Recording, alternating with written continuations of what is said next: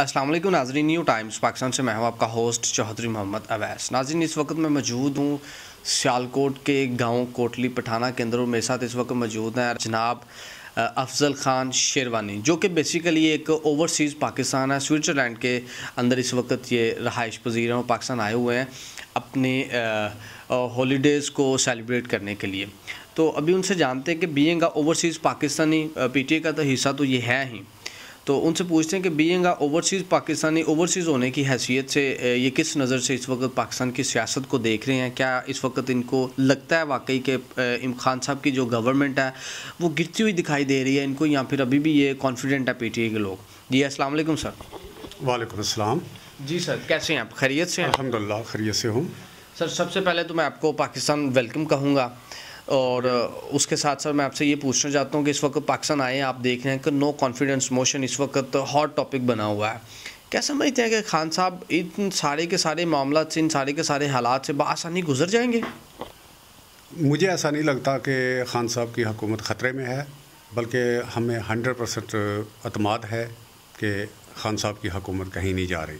Sir, आपको किस तरह आपको लगता है कि ये सारी की सारी चीज़ें, आप कैसे आप कॉन्फिडेंट खुद को देख रहे हैं, जबकि आपके जिनके साथ आपका इत्तेहाद था, जिनके साथ आपका एक अलायंस चलता हुआ आ रहा था, वो भी आपके लिए कोई खुल के एक वाज़ह पोजीशन नहीं ले रहे? सिंध की अगर बात की जाए, एमक्यूएम आपके साथ है या नहीं है, अभी तक वो बात अभी भी ज़ेर बहस की जा सकती है कि वो खुल के उन्होंने अपनी पोजीशन नहीं ली। अगर पंजाब की बात करें, पंजाब में भी क्यू लीग की जो रिसेंटली स्टेटमेंट्स आई हैं, या फिर शेख रशीद साहब के जो स्टेटमेंट के बाद उनका जो रिएक्शन आया, उस रिएक्शन से वाज़ह नज़र आता है कि, और कुछ हलकों के अंदर ये आवाज़ें भी उठ रही हैं कि मोहन्नस लाई और चौधरी परवेज़ लाई ने ये डिसीजन ले लिया हुआ है कि वो गवर्नमेंट से सेपरेट होने जा रहे हैं। नहीं, मुझे ऐसा नहीं लगता कि जो है वो गवर्नमेंट से सेपरेट होंगे। जो है काफ लीग बहुत एक मंजी हुई सियासी पार्टी है, और इमरान खान के साथ उनका अलहाक था इलेक्शन में भी, और आइंदा भी बनता हुआ नज़र आ रहा है, क्योंकि वो कभी भी जो है इलेक्शन नहीं जीत सकते। अगर अकेले इलेक्शन लड़े, पीटीआई के जो है कैंडिडेट उनसे ज़्यादा वोट ले सकते हैं गुजरात के अंदर भी। और अगर वो लोग नून लीग की तरफ जाएं तो ये पॉसिबल ही नहीं है, क्योंकि उन्होंने आपस में एक दूसरे के साथ अब भी दुश्मनी तक उनके तल्लुकात हैं जो कभी भी ख़त्म नहीं होंगे। वो जो कोटला वाले चौधरी हैं, आबिद रज़ा कोटला साहब, हाँ जी, आबिद रज़ा कोटला साहब, अगर उनको पीटीआई थोड़ी सी भी हेल्प कर दे तो काफ लीग एक भी सीट गुजरात से नहीं ले सकेगी। लिहाजा मुझे नहीं ऐसा लगता कि गुजरात, क्या आपको क्या लगता है कि, लेकिन मेरे यहाँ पे ये क्वेश्चन है, लास्ट टाइम जैसे सरदार उस्मान बुज़दार साहब अपना इस्तीफ़ा लेकर उन्होंने प्राइम मिनिस्टर को सबमिट करवाया, प्राइम मिनिस्टर ने ये कहा नहीं आप अपना बतौर वज़ीर आला आप अपना काम करें। वहाँ पे उस्मान बुज़दार साहब की ये स्टेटमेंट थी, या फिर अगर मुझे नहीं रखना आपने तो चौधरी परवेज़ लाई की फेवर में उन्होंने कहा था कि उनको वज़ीर आला पंजाब बना दें। ठीक है, तो खान साहब ने इस चीज़ को भी डिनाई कर दिया कि नहीं, अब उनको नहीं हम बना सकते, यानी पीटीआई की तरफ से मुकम्मल ना कर दी गई है वज़ारत आला के लिए। जब नून लीग इतनी बड़ी ऑफर करवाएगी तो बीइंग अ पॉलिटिकल वर्कर हर बंदा सियासत करता है अपने मुफाद की खातर। अगर उनको वहाँ से इतनी बड़ी ऑफ़र आ रही है तो वो क्यों आप लोगों का साथ देंगे? जी अच्छा, जो है नून लीग कभी भी नहीं चाहेगी कि जो है परवेज़ लाई जो है वो बन जाए वज़ीर आला। वो वज़ीर आला बन के तो जो रही सही जो है नून लीग वो सिर्फ पंजाब के अंदर सिकुड़ गई है, एक सूबे की पार्टी बन गई है। अगर जो है परवेज़ इलाही वज़ीर आला पंजाब बन जाएं तो वो ब्यूरोक्रेसी की मदद से और अपना तजर्बे की मदद से नून लीग का मुकम्मल सफाया कर देंगे पंजाब से। और मैं नहीं समझता कि नून लीग जो है वो इतनी बड़ी गलती करेगी कि परवेज़ इलाही को ऑफ़र कर दें कि भाई आप वज़ीर आला बन जाए। सर दूसरी तरफ अगर देखा जाए, देखिए उनकी बात में एक वज़न भी है अपोजिशन। वो कह रहे हैं, जरदारी साहब ने भी रिसेंटली स्टेटमेंट्स आई हैं कि मेरी गारंटी के ऊपर आप नो कॉन्फिडेंस मोशन में आप हमारा साथ दें, क्यू लीग वाले, मेरी गारंटी के ऊपर हम आपको पंजाब की वज़ारत आला दिलवाएंगे। जो है उनके पास, पीपल्स पार्टी के पास तो पंजाब में शायद 6 या 7 सीटें हैं। हाँ। वो इतनी बड़ी गारंटी कैसे दे सकते हैं? और अगर पीपल्स पार्टी मिल भी जाए तो क्या नून लीग के सारे मेंबरान जो हैं वो सपोर्ट करेंगे पीपल्स पार्टी की ख़ुद ख़त्म होने के लिए कि भाई पीपल्स पार्टी ने कहा है कि भाई वज़ारत आला इनको दे दी जाए परवेज़ इलाही को? ऐसा होता हुआ मुझे नज़र नहीं आता कि जो है अपने पाँव पे कुल्हाड़ी मारे नून लीग इसको जरदारी को खुश करने के लिए, मुझे ऐसा नहीं लगता। क्या लगता है आपको कि जरदारी साहब इस यही सेम एज इट इज़ अगर देखा जाए सिंध के अंदर एमक्यूएम वालों के साथ वहाँ पे कोई इनकी को अलायंस हो सकता है, क्योंकि एमक्यूएम भी जरदारी साहब के साथ मुलाकात कर चुकी है, एमक्यूएम की जो क़यादत है, क्या समझता है कि वहाँ पे हो सकता है कि एमक्यूएम के साथ को सेटलमेंट जो जरदारी साहब पंजाब के अंदर इतनी बड़ी ऑफर अपनी गारंटी के ऊपर दे रहे हैं क्यू लीग को, तो क्या वहाँ पर वो कोई कसर छोड़ेंगे एमक्यूएम के साथ एमक्यूएम को अपने साथ लगाने के लिए? नहीं, वो कसर तो नहीं छोड़ेंगे, लेकिन एमक्यूएम को जो है सुकड़ती हुई पीपल्स पार्टी जो कि सिर्फ लाड़काना की जमात रह गई अब सिंध में भी। अच्छा। क्या आप समझते हैं कि जो है वो अगर उनको साथ मिला भी लेंगे क्यों इसको काफली एमक्यूएम को, तो क्या वो क्या कहते हैं सिंध पे कब्ज़ा कर सकते हैं? हरगिज़ नहीं। अब जरदारी साहब के पास देने के लिए कुछ नहीं बचा। सर जरदारी साहब के पास देने के लिए बहुत कुछ बचा, वहाँ पे उनकी गवर्नमेंट है, और दूसरी आपकी इंफॉर्मेशन के लिए इस वक्त वो सूबे को वो रूल कर रहे हैं, वो रूलिंग पार्टी है वहाँ पे, उनके पास देने के लिए बहुत कुछ है।